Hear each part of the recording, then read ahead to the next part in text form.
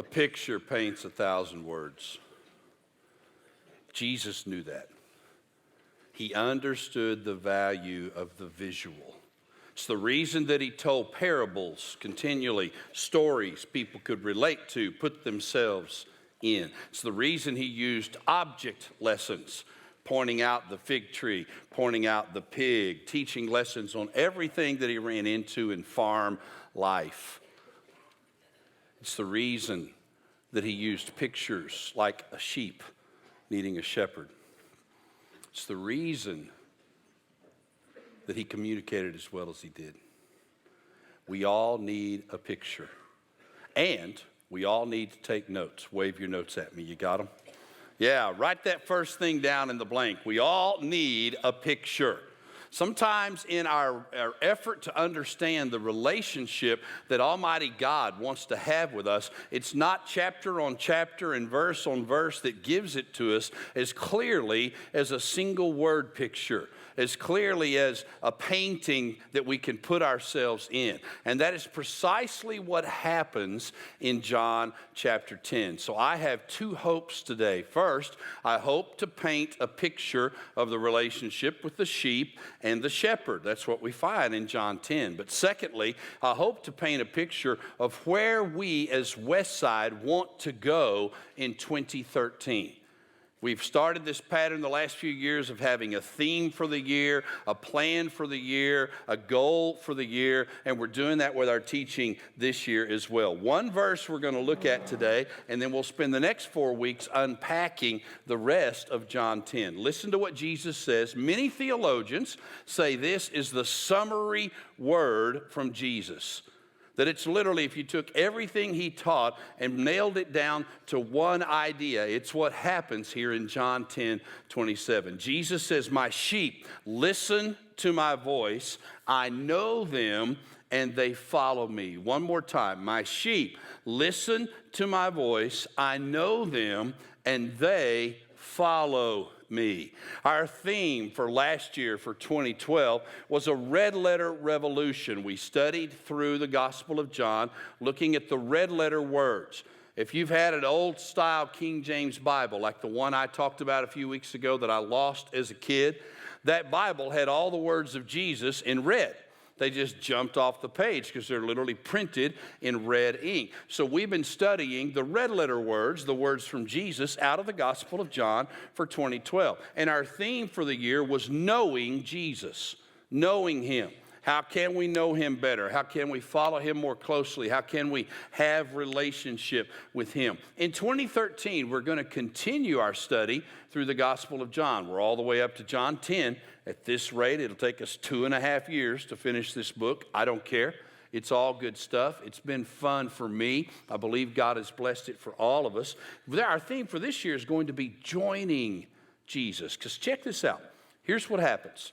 2 years into this 3-year journey with Jesus and his disciples, he makes a shift. And the shift is from knowing Jesus, you can know about me, you can know of me. Now it's to joining Jesus. It's to, hey, you can be part of this. I don't want you to just know me, I want you to partner with me.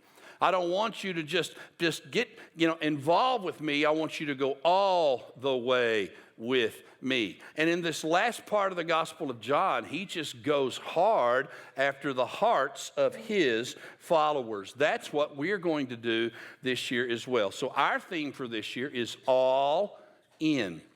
All in. It's what we're going to talk about all year. How do we go all in?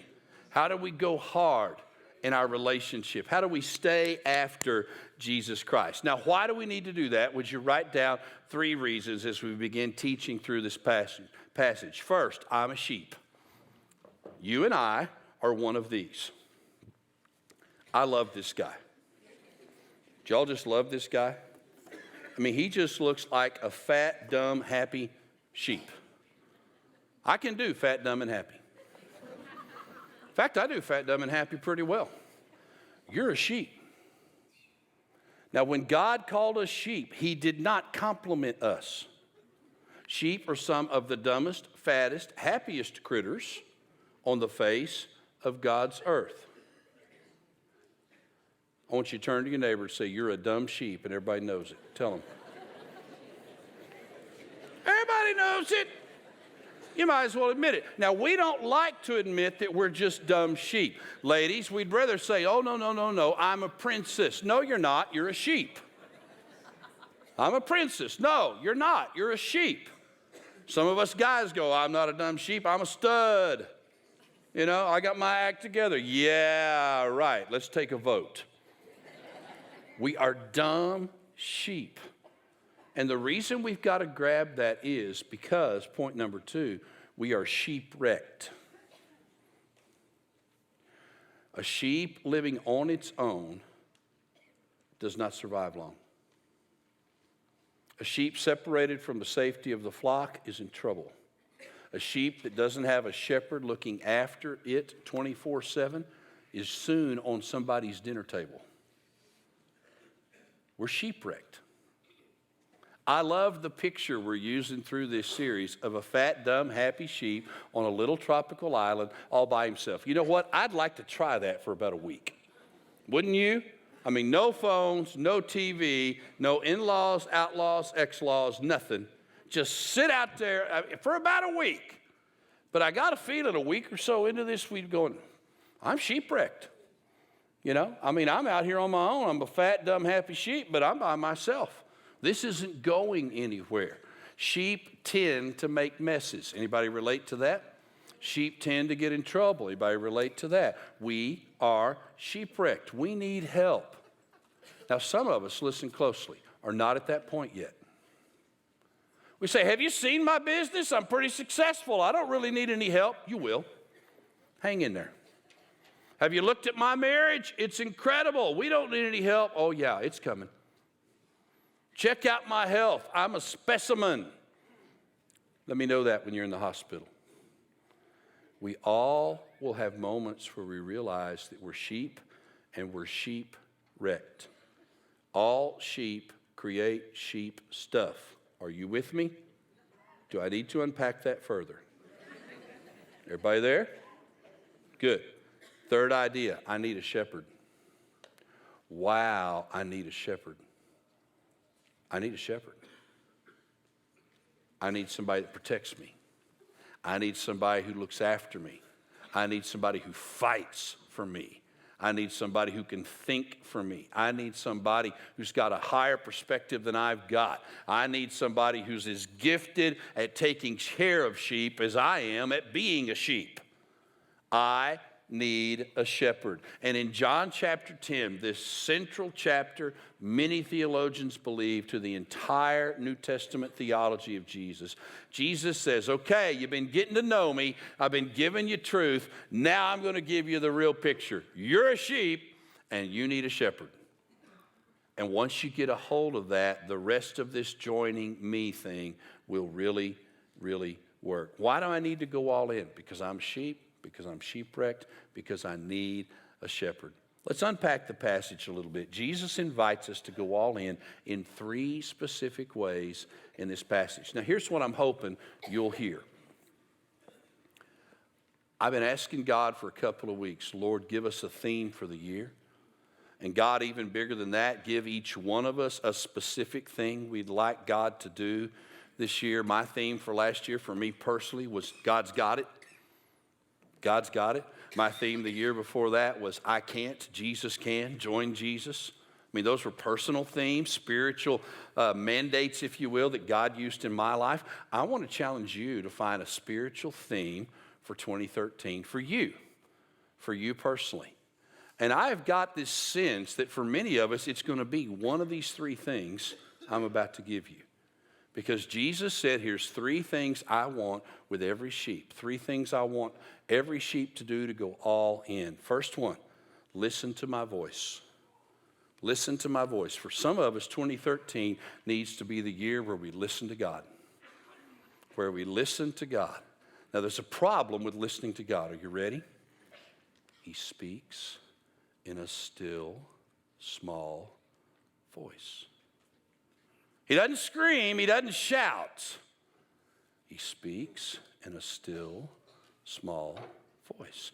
And it takes a concentrated effort to get still enough and quiet enough to hear what he's saying. The enemy of hearing from God is busyness. The enemy of hearing from God is the volume of all the other voices in your life. The demands of career and the demands of family and the demands of friends even and the demands, you name it, that get in the way. But to get still enough and quiet enough to hear his voice. We talked about this a couple of weeks ago. He's always speaking. The question is, am I always listening? Maybe the theme for the year for some of us needs to be, Jesus, I'm going to listen. I want to hear your voice this year. I don't believe that you can get to know him without hearing his voice. Now, I want to demonstrate this, and I think we can do it from here. So imagine this. The first time I ever saw an actual shepherd work with a flock of sheep, I was 10 years old living in Coleman, Texas. Coleman is right in the middle of Texas. The land's not worth much to farm. You either raise sheep or you raise cattle. Those are the two choices. And the war between the sheep guys and the cattle guys still goes on in Coleman, Texas.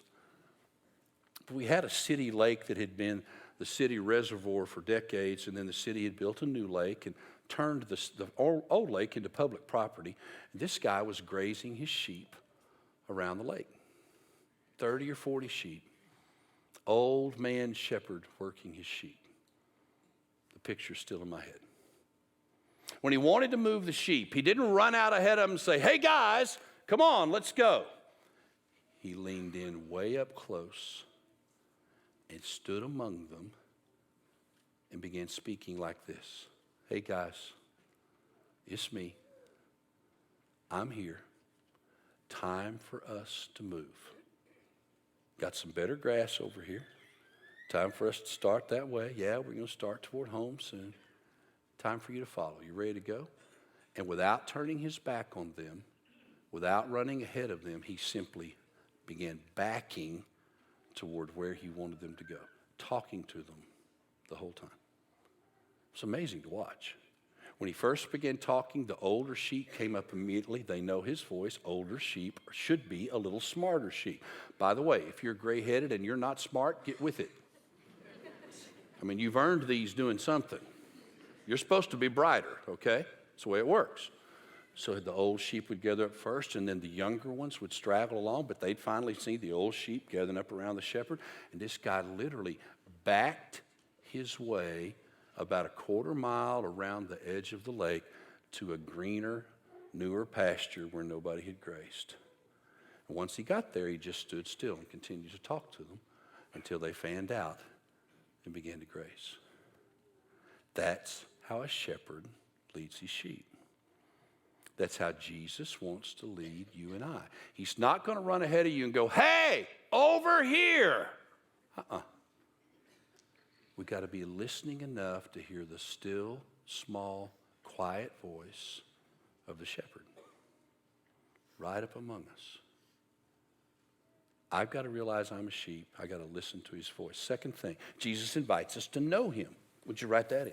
To know him. Not just to listen to him, but to know him. You remember a couple of weeks ago when we did the Christmas weekend and we talked about the shepherds that were out with their flocks at night?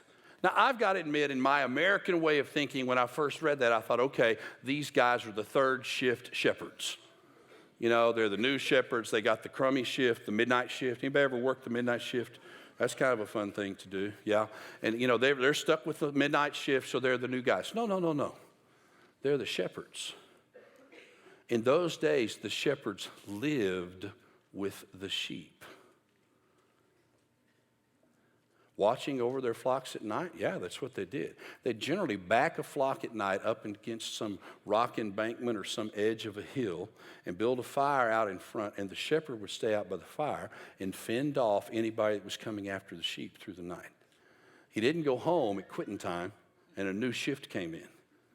You lived with the sheep. Now, what is the point?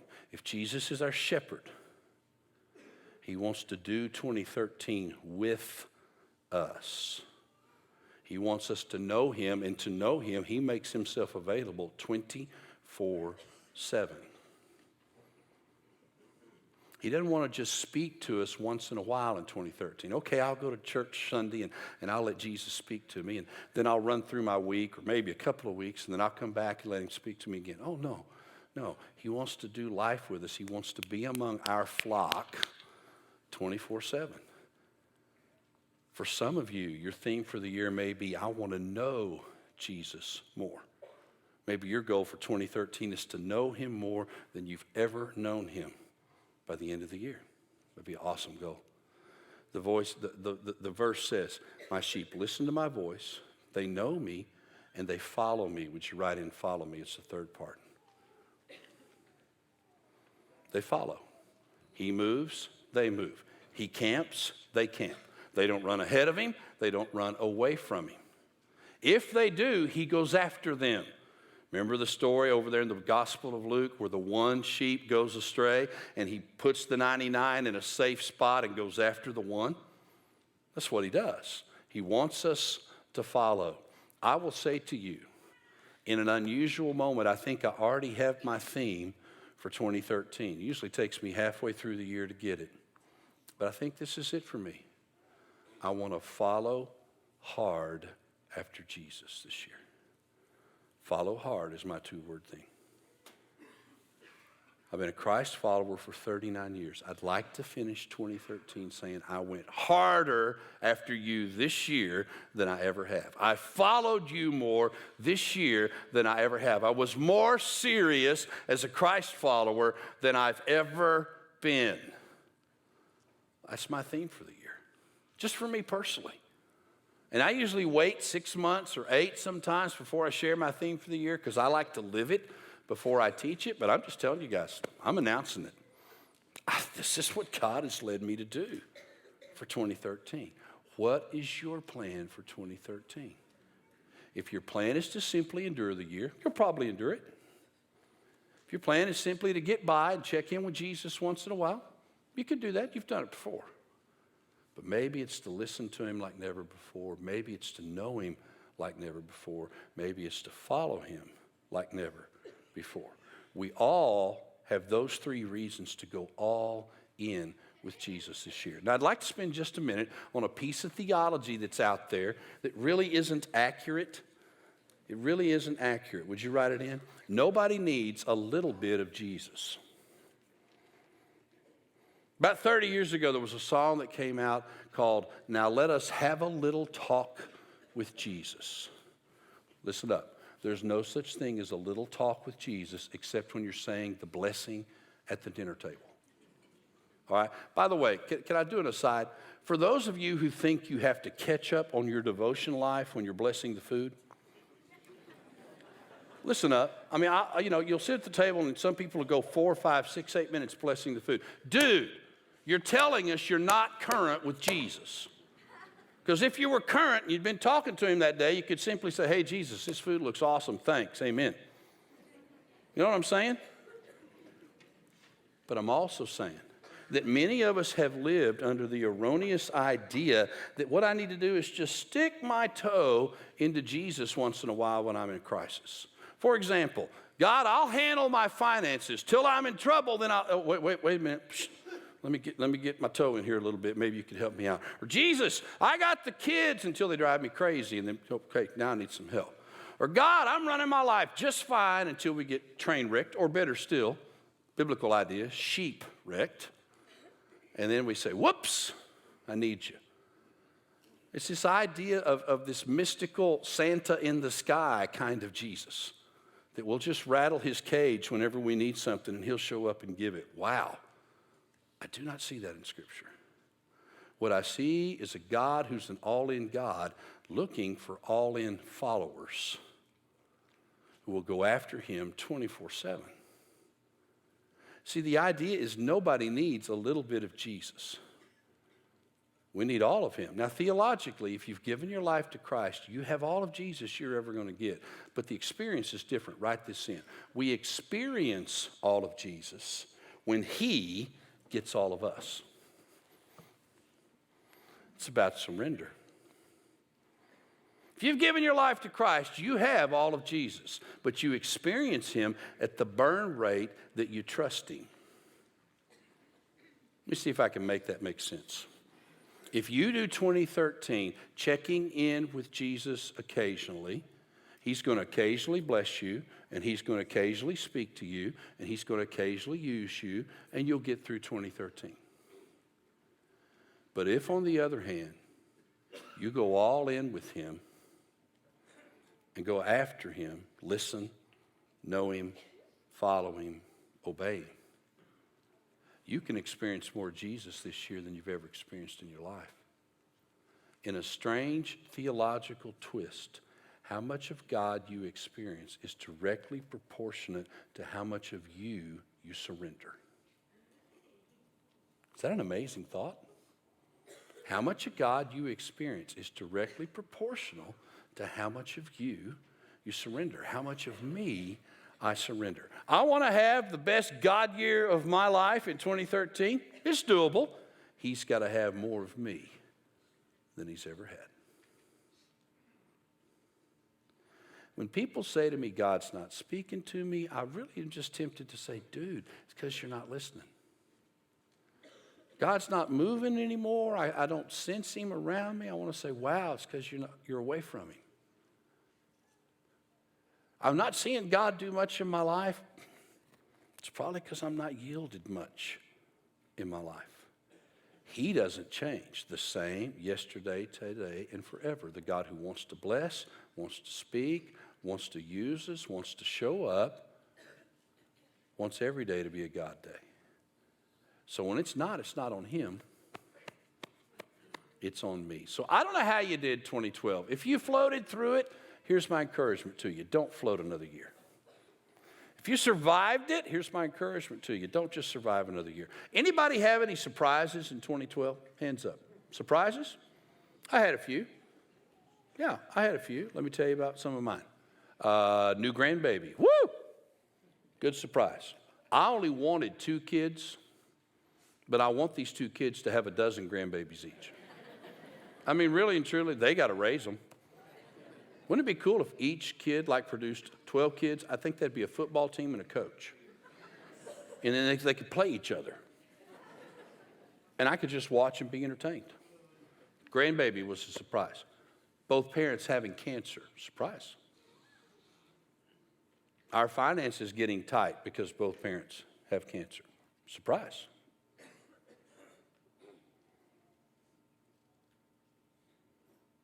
It doesn't matter what the surprises are in 2013 if I'm all in with Jesus. But if I'm floating or I'm enduring or I'm coasting or I'm surviving, every surprise that comes along is going to leave me shipwrecked. Let's go all in. I really encourage you, ask God for a spiritual theme for your year. The spiritual theme for Westside is going to be all in. We're going to join Jesus. But what is your spiritual theme? I want to listen to God. I want to know him. I want to follow him harder than I ever have. What's your theme? I'm going to give you this last blank, but it's dangerous. I'm going to ask you to do something you never do. You ready? Don't put your notes up when you finish the last blank, because we're not finished. Now, if you start putting your notes up, I'm going to point at you and call you out. Because what I want to do is give you this principle and then ask God to speak to you for the next 3 or 4 minutes while we continue a bit of the teaching. And I want you to write in your personal answer before you put your notes away, okay? So it's the last blank, but we're not done with the notes. Here it is. What do you need to do to go all in 2013? What do you need to do? Don't put your notes up. Keep them. For some of you, the thing you need to do may be to surrender an addiction. Lots of addictions out there. Anger can be an addiction. Critical spirit can be an addiction. Worry is an addiction. Surrender it. For others, it may be there's this relationship that I haven't surrendered. I want you to listen close to this. Ladies, quit trying to fix your husband. Now, he needs fixing, but you can't do it. Husbands, quit trying to change your wives. She needs changing. Has it worked so far? My wife told me a few years back, for 30 years, I tried to fix you, and then I figured out what submission means. Submission means I need to duck so God can hit you.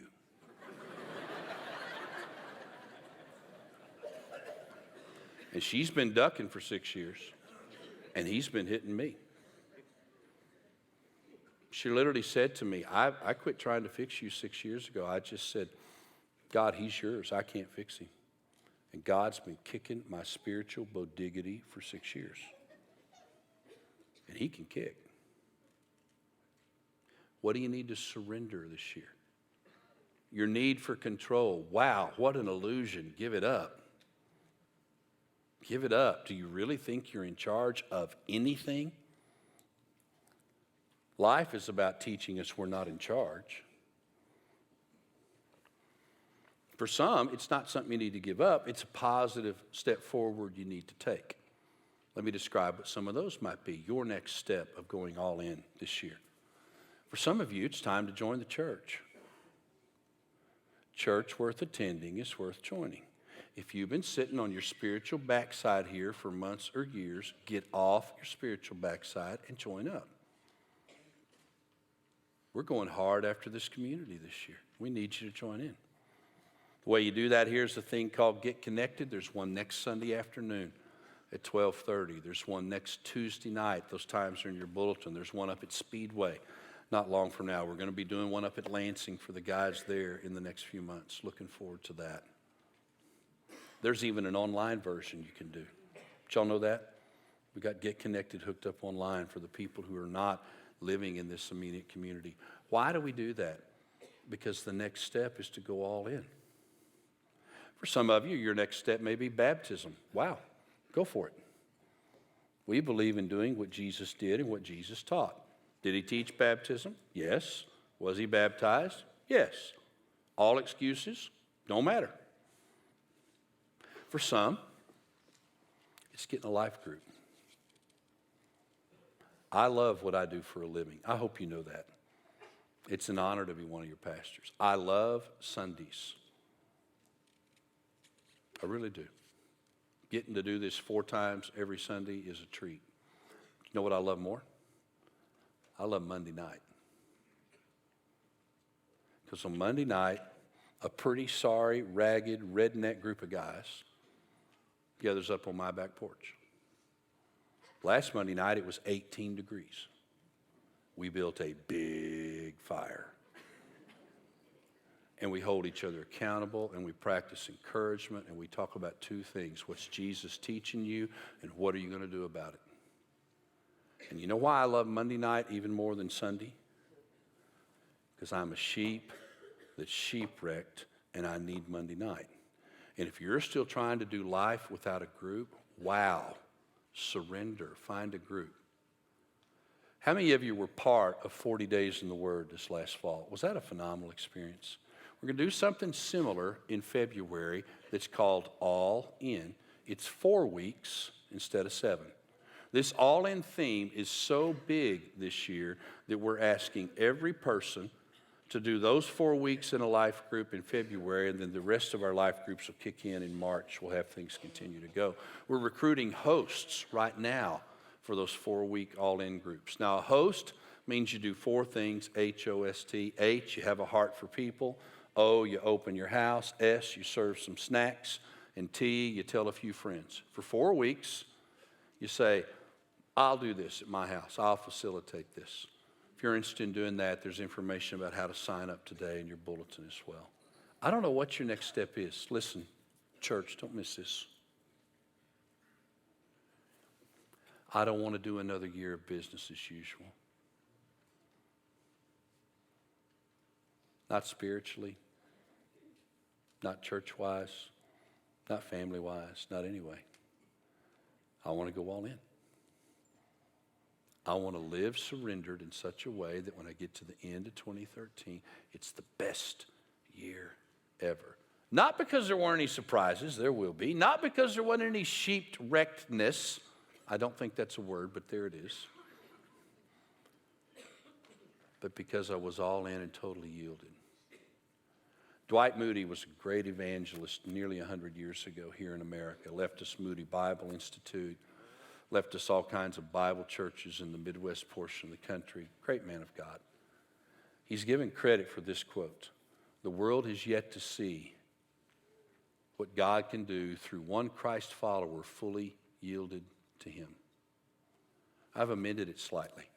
The world has yet to see what God will do and can do through one church of Christ followers fully yielded to him. We're going to be talking about sheep and shepherds and wolves and even little Bo Peep in the next 4 weeks. We're going to do some creative things. Do not miss next week. The humor alone will be worth it. I can't believe what I'm going to wear.